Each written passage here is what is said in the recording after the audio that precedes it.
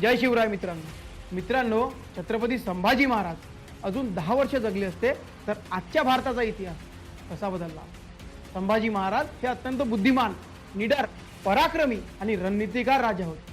जर संभाजी महाराज अजून 10 वर्ष जगले असते तर दक्षिण भारतातील मराठ्यांची सत्ता आणखी मजबूत झाली असती.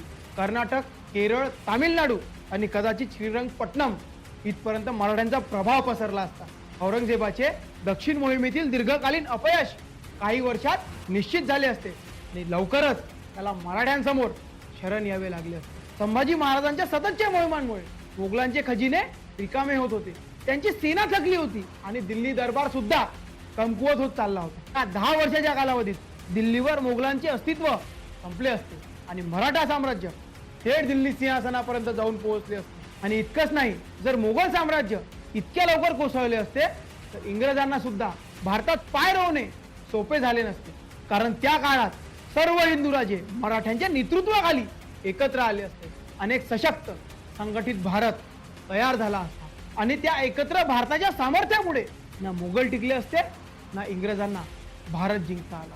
संभाजी महाराज हे फक्त एक योद्धा नव्हते, ते एक विचार होते, एक प्रेरणा होते आणि आजही तो विचार प्रत्येक तरुणाच्या मनात जिवंत आहे. आणि म्हणूनच संभाजी महाराज अधिक 10 वर्ष जगले असते तर आजच्या भारताचा इतिहास कदाचित पूर्णपणे वेगळा असता.